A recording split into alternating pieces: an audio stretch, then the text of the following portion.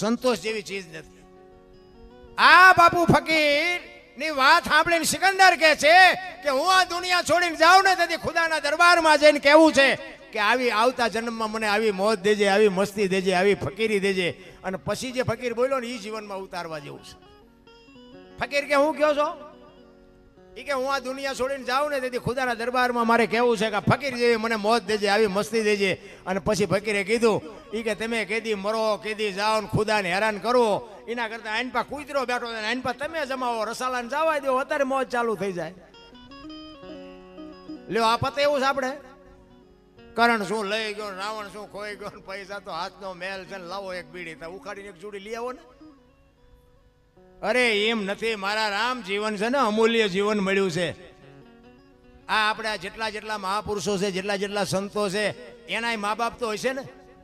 કેવડી બાપુ એ મા બાપની કમાણી છે, કેવા સંસ્કારનું સિંચન કર્યું છે. આજે બાપુ એ જગત બાપુ એના પગમાં પડે, એની મૂર્તિઓને પૂજે, એના દર્શને જાય. બાપુ આ કેવડી કમાણી કેવી, કેવા એ મા.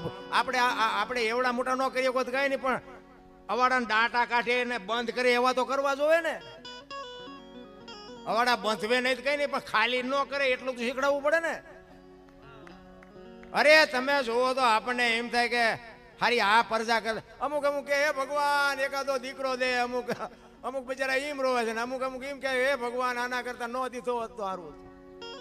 ત્યાં આપણે એમ થાય કે છે એમાં સુખ છે કે નથી એમાં સુખ છે એ નથી સમજાતું. ભગવાન પાસે બાપુ એવો માગો કે બાપુ દ નહીં એક દેજે, પણ ગોપીચંદ ને ભરતરી જેવો દીકરો દેજે. અને દીકરી દે તો ગંગા સતી પાનબાઈ જેવી દીકરી દેજે. જગતમાં બાપુ હાથ હાથ પેઢીઓના નામ ઉજળા કરી દે એવી બાપુ દીકરી કે એવા દીકરાની માગણી કરાય. કહેવાનો મારો અર્થ એ છે કે એક સંતોની ભૂમિ છે, એમાં તમારો ને મારો આ ધરતીમાં. તમે જો રામદેવજી બાપા જૈનમાં ક્યાં અને આવતા ક્યાં રહ્યા, મીરાબાઈ જૈનમાં ક્યાં આવતા ક્યાં રહ્યા, આ અખિલ બ્રહ્માંડનો માલિક કૃષ્ણ પરમાત્મા જૈનમાં ક્યાં વિયા આવ્યા દ્વારકા. અમે અમે અમે ગોકુળમાં ગયા હતા ને, આ બનેલી હકીકતો. અમે 4-5 ભાઈબંધ ફરવા ગયા હતા. એટલે અમે એક જગ્યાએ ગયા ને, એક રૂમ હતો કે આમાં કૃષ્ણ ભગવાનની મૂર્તિ છે. એટલે મેં કહ્યું હાલો આપણે દર્શન કરીએ. અમે અંદર ગયા ને, મૂર્તિ નહોતી પણ નાનો હિંડોળો હતો ને એક નાની ભગવાનની મૂર્તિ હતી ને એક બાપુ બેઠા હતા. અમે 4-5 ભાઈબંધ ગયા ને, પછી અમને કે બે જાઓ. અમે બધા બે ગયા. એ કે 100 રૂપિયા લાવો. એટલે મેં કીધું શેના? એ કે કાનુડાને હિસકો નાખવાના. એટલે મેં કીધું પણ બાપુ એક કામ કરો ને. શું? મેં કીધું અમારા 100 રૂપિયા બગડે ને કાનુડાની નીંદર બગડે, ભલે હું તો કાંઈ કરવું નથી, ભલે હું તો. મને કે નાસ્તિક લાગો. મેં કહું બાપુ નાસ્તિક છે ને તેમાં જ કાનુડો અમારી ભેગો આવતો રહ્યો. દ્વારિકા છે અહીં કંઈ છે નહીં, અહીં અમે આંટો મારવા આવ્યા છીએ. કાનુડો અમારી ભેગો છે. આ તો તમે દુકાનો ખોલીને એના નામ ઉપર રળો છો. કાંઈ છે નહીં બાપુ આખી દુનિયામાં. હું તો એમ કહું માને બાપને જરૂર હોય ને તો આપજો, બાકી બધે જેમ છે એમ છે દેતા અહીંયા દેજો, ના નથી પાડતો. પણ ઘરે બાપુ હાચવીને માને બાપને હાચવીને પછી દુનિયામાં વાપરો. બાકી નગર બાપુ છે ને ક્યાંય ચોપડે નહીં ચડે, લખાય છે. અમારે ત્યાં દાણા જોવો ને એટલું બધું હાલ્યું. તમે જુઓ ને નગર હું એક તમને દાખલો આપું કે પેલા આપણે પરબ હોય, પરબ બાંધતા ને, બે ગામ વચ્ચે પરબ હોય, એ કોઠીઓ મુકાવે. પૈસા વાળો માણા, કોઈક સગવડ વાળો માણા કોઠીઓ મુકાવે ને એમ કે અહીંથી કોઈ માણા તરસ્યો હોય તો પાણી પીવે. અત્યારે કોઈક સગવડ વાળો હોય તો એ ફ્રીજ મુકાવે. હવે આ ફ્રીજ મૂક્યો, અહીંયા ઓલા ગ્લાસ હોય ને લોટા હોય ને, હવે એને હાકળે જ બાંધીને રાખ્યા હોય. બોલો હવે આ ગ્લાસ ને કે આ લોટાને કે ભેંસું લઈ નથી જતી. હવે તમે વિચાર કરો, એ માણા ઉપર આટલો બધો ભરોસો હોય છે તો હાકળે બાંધી છે ને. હવે અહીંયાથી આપણે ગ્લાસ આંકડિયામાંથી કાઢી લઈને થેલીમાં નાખી અને પછી ઘરે આવીને કે આપણને કંઈક નડે હાલો દાણા જોર આવી હતી, માતાજી ગ્લાસ ગોઈ દે. અરે આપણા શું કરેલા છે આપણને ખબર ન હોય ભલામણા. આપણા કરેલા જ આપણા આડા આવે, બાકી દાણા બાણા જોઈએ કાંઈ મેળ ન પડે. માને બાપને હાસવો બાપુ, વિધિના ચકડા ફરી જાય. માનો બાપનો આશીર્વાદ અડી જાય ને, વિધિના ચકડા ફરી જાય. મારા રામ એક તમને વિચાર કરો. હું તો એમ કહું આ બેનું છે ને, જ્યાં ધર્મ થ્રુજો પુરુષ ન પૂગી ગયો ત્યાં દેશની આબરૂ બાપુ દીકરીઓ. હું તો એટલે આ દીકરીઓને કહું ફેશનમાં માપ રાખજો. ફેશનમાં બાપુ દી ઉઠી ગયો છે, બધાને ખબર છે. આ તો હું વરાળું કાઢું છું, બાકી ખબર બધાને છે. બાકી માતા પિતાને ન ખબર હોય કે મારી દીકરી કેવા કપડાં પહેરે છે, મારી દીકરી કેટલા વાગે જાય છે, મારી દીકરી કેટલા વાગે ઘરે આવે છે, મા બાપને ખબર ન હોય. બાપુ આ અમુક મારી વાતો નોંધ કરવા જેવી છે. બગાડ બાપુ એમ નામ ન અટકે, આપણા ઘરથી આપણે શરૂઆત કરવી પડે. દેહના પ્રદર્શન ન હોય. એક લખી લેજો, દેહના પ્રદર્શન ન હોય. ડુંગળીના ફોતરા જેવા પહેરીને તમારે શું સાબિત કરવું છે? બાપુ હું તો હાથ જોડું, મારી વાત તમને કડવી લાગતી છે, પણ બાપુ સત્ય હોય સત્ય જ હોય. કહેવાનો મારો અર્થ, તમે ખાઓ પીવો મોજ કરો, તમે લાખો રૂપિયાના કપડાં પહેરો, પણ બાપુ એક દીકરીની પગની પાની જોવી હોય તો વાંહે વાંહે રખડવું પડે. મારા બાપ દેહના શું પ્રદર્શન કરવા માંડી ગયા, મને તો એ નથી સમજાતું. આ એક રામાયણનો તમને દાખલો આપું કે રામચંદ્ર પરમાત્મા, લક્ષ્મણજી અને સીતાજી વનમાં ગયા ને, જાણીતો દાખલો, એક નાની એવી વાત કરી દઉં. ઈ સીતાજીને કે લક્ષ્મણ રેખા દોરી અને એ ઓલા હરણની વાહી ગયા કે ભાઈ રેખાને તમે ટપતા નહીં. હવે એ રેખા ટપી ગયા અને રાવણ આવ્યો ને લઈ ગયા. તે તમે એમ માનો છો સીતાજીમાં શક્તિ જ નહોતી? તે એના માટે રેખા દોરવી પડે? એની દ્રષ્ટિ બાપુ રાવણ ઉપર પડે ને તો રાવણની રાખા દુનિયામાં ન પડે એવી ભગવતી માં દેવી શક્તિ હતી, અગ્નિનો ગોળો હતો. પણ આ જગતને કેળો આપવા માટે કે જે કીધું ન કરે, જે લક્ષ્મણ રેખા ટપી જાય એનું આ દુનિયામાં હરણ જ થાય. દીકરી હોય, બાપ હોય, માં હોય કે ભાઈ હોય, જે લક્ષ્મણ રેખા ટપી જાય એનું આ દુનિયામાં હરણ જ થાય. રાવણ મરી ગયા એમમાં ન રહેતા ગામો ગામ છે. અમે તો બધે જાય, અમને બધી ખબર છે. લક્ષ્મણ રેખા હોય બાપુ, બાપની લક્ષ્મણ રેખા હોય, માની હોય, બેનની હોય, ભાઈની હોય. આપણા ઘરે દીકરા હોય ને દીકરાની વહુ હોય અને પછી આપણે અઢી અઢી મણની ગાયરું દી તો એ જુવાન છોકરા ઊંચા કરીને પડતા મૂકે ગઢા હાથ કે હાજા થાય. હવે નથી લાગતું કે આ લક્ષ્મણ રેખા ટપી ગયા એમ? સમયની હારે હાલવાની વાત છે મારા રામ. સમય આવે ને જો વળતા ન આવડે એને માણા જ ન કહેવાય. માણા જેવો અમૂલ્ય અવતાર મળ્યો છે. ગંગા સતીએ તો બાપુ હિસાબ માર્યો શ્વાસાનો. 21,600 શ્વાસા બાપુ ગણવા આવે ને ગણી લેવાની છૂટ. ગંગા સતીનો પરફેક્ટ હિસાબ 21,600, 1 મિનિટના 15, 1 કલાકના 900, 12 કલાકના 10,800 અને 24 કલાકના 21,600 થાય. જેને ગણવા એને ગણી જો. નભમાંથી આવે છે, નભમાં નાભીથી ઉઠે છે. ઈ બાપુ છે ને, ઈ બોલે બીજો નહીં, પરમેશ્વર છે પોતે. અકલ મઠા અવળા મથે બહાર જઈને ગોતે. હરિદ્વાર વાળા કે દ્વારકા જાઉં, સોમનાથ વાળા કે પાવાગઢ જાઉં, તો હાચ ઊંચા છે. અને કોઈને કઈ જડ્યું નહીં. મેં તો 20 વર્ષ ખટારો આવ્યો. જોકે આપણે જાત્રા બાત્રા બહુ કરી જ નથી, પણ ખટારામાં જતો હતો ને એટલે ગાડો દર્શન કરી આવું. જોકે દર્શનનું આપણે કઈ બહુ મહત્વ નહોતું, ખાલી જોવા જતો હતો. બાકી મેં હમણાં પહેલા વાત કરી, આપણે કઈ પગે લાગવા છે માનતા જ નહોતા. પણ આમ બધું દુનિયા જોઈ અને દુનિયા જોવા જેવી છે. દુનિયા છે ને એક નિશાળ છે. કેવા માણસો છે, કેવો ધંધો છે, કેવા વહીવટ હાલે છે, આ બધું જોવા જેવું તો છે જ. પણ કહેવાનો મારો મિનિંગ કે બાપુ છે ને, તમે તમારા ઘરથી શરૂઆત કરો કે આપણે શું કરવું, બસ. બીજી કાંઈ કરવાની જરૂર નથી. સમજી ન શકો તો એનો કોઈ અર્થ જ નથી ને. અમે ઘણી જગ્યાએ જઈએ ને આવી રીતે આમ પ્રોગ્રામમાં ગયા હોય, પછી કોઈ સાધુ સંતો આવ્યો હોય તો એમને અરે અમને લઈ જાય કે હાલો હાલો બાપુ અમારે ઘરે પગલાં પડાવવા. અમારા પગલાં મેલા ભાઈ, અમારે એમ સાધુ સંતોના પગલાં હોય, અમારા શું પાડવાના હોય? ના ના ના ના, એ કે હાલો હાલો બાપુ. પછી આપણે એમ હાલો જાય, રાજી થાય. અહીંયા જાય ને ચા પાણી બાપાણી કરીને એમને એમ થાય બાપુ અમારે ઘરે આવ્યા, બાપુ અમારે ઘરે આવ્યા. પણ ઘરે જાય ને તો બૈરા એમ કે બહાર ઉભા રહેજો, પોતા કર્યા છે, પગલાં પડશે. આપણે એમ થાય ઓલા પગલાં પાડવા મથે છે, આવડા પગલાં પાડવા નથી દેતા. પણ કહેવાનો મારો અર્થ એ છે કે બેને સ્વીકારવાની વાત છે. બે બરોબર છે. જે સ્વીકારી લ્યો એ જ મજા છે, બાકી વાતમાં છે જ નહીં. બાકી વંટોળિયા ઊભા કરવાનો કોઈ મતલબ જ નથી.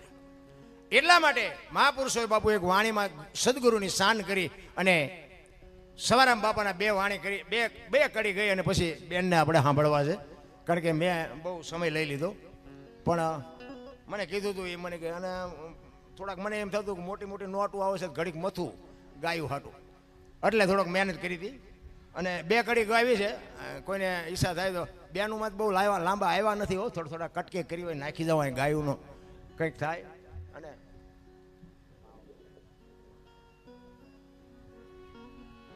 એટલે 2 કડી ગાવી છે અને તમને મોજ આવે તો વરજો.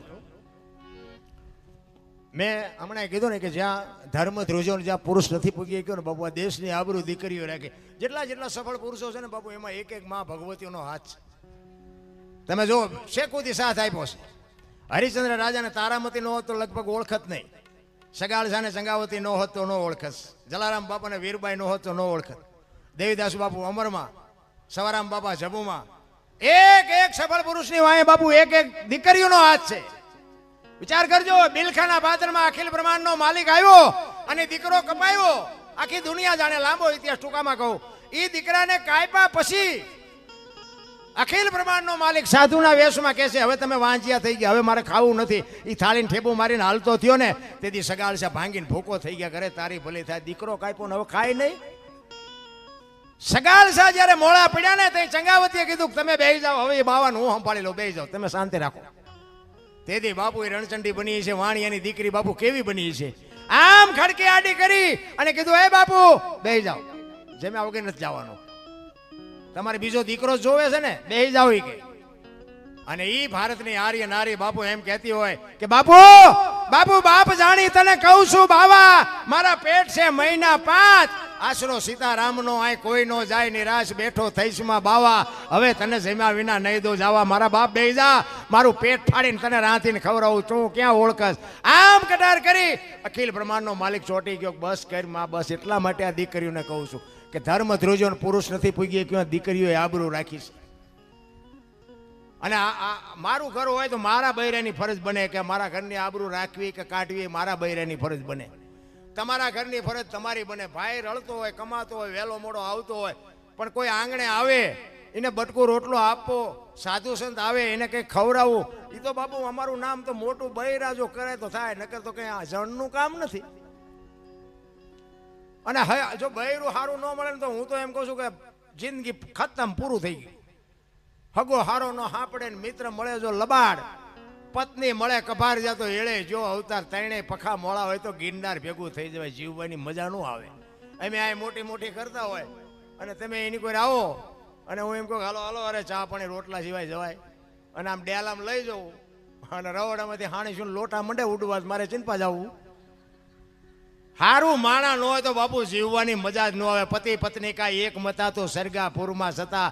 એક અખિલ બ્રહ્માંડનો માલિક વીરપુરની બજારમાં આવે અને એમ કે તારું બૈરું મને આપી દે, અને આમ બાવડું પકડી અને જલા બાપા એમ કે એક સાધુ તમારી માગણી કરે છે કે આ દેહનો ધણી તું છો મારા બાપ. મારા બાપે તમારા હાથમાં હાથ આપ્યો છે, એ હાથ જો બાવાને આપી દો તો મને જવામાં વાંધો નથી. શું આ જોગમાં એનું આપણે વખાણ કરવા. જલા બાપા બાવડું પકડી અને એ આવે.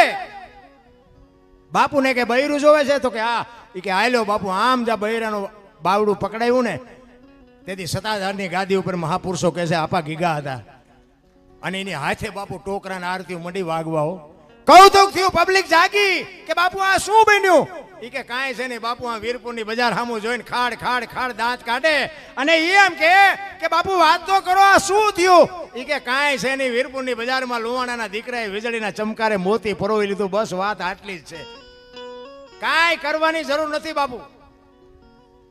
હરિનું નામ લો, એક ઘડી આધી ઘડી 24 કલાકમાં જે તમને. અને એમાં બહેનોને તો હું એમ કહું ઘરે બેન ભજન કરો, તમારો ધણી છે ને એ તમારો ભગવાન છે. બહાર રખડોમાં હું તો અને રખડો તો 5-7 બહેનો ભેગી જાઓ, બનાવો બને છે, આપણે બધાને ખબર છે. પણ અમુક અમુક બહેનો નથી મારે, તમને શું ખબર પડે, બધી જાય છે ને હું ન જઉં. ઉપડો બહુ બાપુ વિચારવા જેવું છે. આબરૂ છે ને મેળવતા જિંદગી આખી વહી જાય. અને જીયા પછી વાંય દોડજો, જો જિંદગીમાં ભેગું થાય મને કહેજો.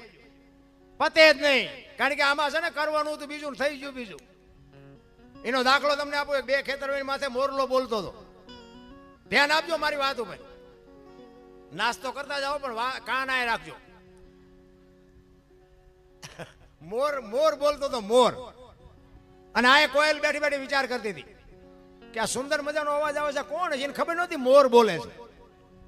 વરસાદ ઝરમર ઝરમર હમણાં વરસતો હતો ને એ વરસતો હતો અને કોયલને એમ થયું કે આ કોણ બોલે છે, મારે જોવા જવું છે. પણ આ વરસાદ રહી જાય ને તો એ કે જોવા જવું.